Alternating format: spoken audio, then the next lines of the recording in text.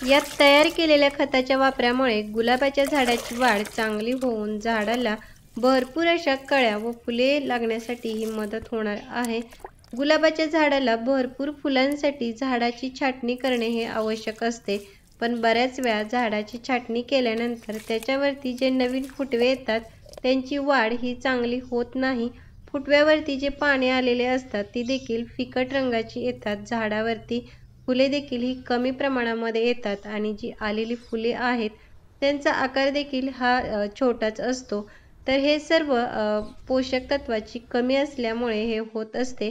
तर आज आपण या व्हिडिओमध्ये जे खत तयार करणार आहोत त्याच्यामध्ये प्रोटीन, कॅल्शियम हे जास्ती प्रमाणामध्ये आहेच, पण त्याचबरोबर इतर अशी खूप सारी पोषक तत्वे आहेत ज्यामुळे झाडाची वाढ तर चांगली होईलच, पण झाडाला भरपूर अशी फुले देखील लागतात। तर हे खत कसे तयार करायचे, त्याचा वापर झाडांना कसा आणि किती प्रमाणामध्ये करायचा हे सर्व आपण या व्हिडिओमध्ये पाहणार आहोत। तर त्यासाठी व्हिडिओ कुठेही स्किप न करता शेवटपर्यंत नक्की पहा आणि जर तुम्ही आपल्या चॅनेलवरती नवीन असाल तर व्हिडिओला लाईक आणि चॅनेलला सबस्क्राईब करायला मात्र अजिबात विसरू नका। गुलाबाच्या झाडावरती एकदा फुले येऊन गेल्यानंतर पुन्हा नव्याने फुले येण्यासाठी गुलाबाच्या झाडाची छाटणी करणे हे आवश्यक असते, कारण झाडाला फुले ही नेहमी नवीन फुटव्यावरती फांदीवरती लागत असतात। मात्र जेव्हा आपण कुंडीमध्ये ही झाडे लावत असतो तेव्हा झाडाला एकदा फुले येऊन गेल्यानंतर त्या कुंडीतील मातीमधील पोषक तत्वे ही कमी झालेली असतात।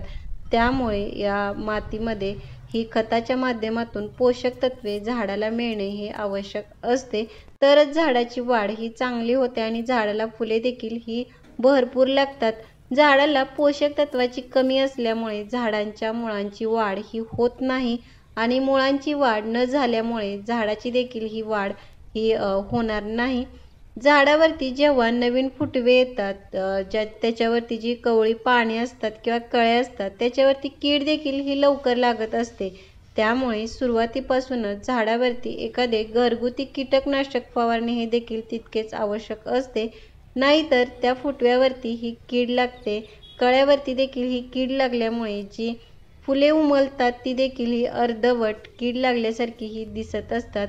गुलाबाच्या झाडाची चांगली वाढ होण्यासाठी, झाडाला भरपूर कळ्या आणि फुले लागण्यासाठी आज मी हे जे खत तयार केलेले आहे त्यासाठी मी 2 वस्तूंचा वापर हा केलेला आहे आणि ह्या दोन्ही वस्तू या आपल्या घरातीलच आहेत। बऱ्याच वेळा गुलाबाच्या झाडाची छाटणी केल्यानंतर जे नवीन फुटवे येतात त्यांची वाढ ही होत नाही। साहजिकच फुटव्यांची वाढ न झाल्यामुळे झाडाला फुले देखील ही जास्ती लागत नाही। तर असे होण्याचे प्रमुख कारण म्हणजे झाडाला पोषक तत्वाची ही कमी असणे आणि आज आपण हे जे खत तयार केलेले आहे त्याच्यामध्ये कॅल्शियम, प्रोटीन हे घटक असण्याबरोबरच अशी खूप सारी पोषक तत्वे आहेत, त्यामुळे झाडांची वाढ ही झपाट्याने होते। जे फुटवे आहेत त्याच्या देखील फांद्या तयार होऊन फांद्या सुदृढ आणि मजबूत होण्यासाठी मदत होते, त्यामुळे झाडाला फुले देखील ही जास्ती लागतात। तर हे जे खत आहे ते तयार करण्यासाठी आपण ताक आणि अंडी या वस्तूंचा वापर हा केलेला आहे। तर हे तयार करण्यासाठी आपण 1 ग्लास हे ताक घेऊन त्याच्यामध्ये 1 अंड हे मिक्स करायचे आणि ते 2 दिवसासाठी तसेच झाकून ठेवायचे। 2 दिवसानंतरच आपल्याला या तयार केलेल्या खताचा हा वापर करायचा आहे। मात्र हे वापरताना देखील हे प्रमाणशीरच वापरायचे आहे। तर याचा वापर हा झाडाला कसा आणि किती प्रमाणामध्ये करायचा हे आता आपण पाहूयात। आता हे जे तयार केलेले खत आहे याचा वापर कसा करायचा, तर त्यासाठी मी या ठिकाणी 5 लिटर हे पाणी घेतलेले आहे। 5 लिटर पाण्यामध्ये हे 1 कप एवढेच खत आपल्याला व्यवस्थित हे मिक्स करून नंतर झाडाला हे द्यायचे आहे। खत पाण्यामध्ये व्यवस्थित मिक्स केल्यानंतर हे झाडाच्या आकारानुसार हे 1 मग किंवा 2 मग या प्रमाणामध्ये हे आपल्याला द्यायचे आहे। तयार केलेले खत झाडाला देण्यापूर्वी कुंडीतील माती ही अशा प्रकारे हलवून थोडी मोकळी करायची, त्यामुळे आपण झाडाला जी खते देतो ती झाडांच्या मुळापर्यंत ही व्यवस्थित पोहोचली जातात आणि आपल्या झाडाला त्याचा चांगला फायदा होतो। तुम्ही इथे पाहू शकता माझ्या या झाडाच्या कुंडीमध्ये मी शेणखताचा देखील हा वापर झाडासाठी केलेला आहे।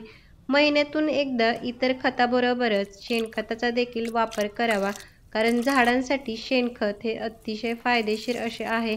त्याने देखील झाडाची वाढ चांगली होऊन झाडाला भरपूर फुले लागतात।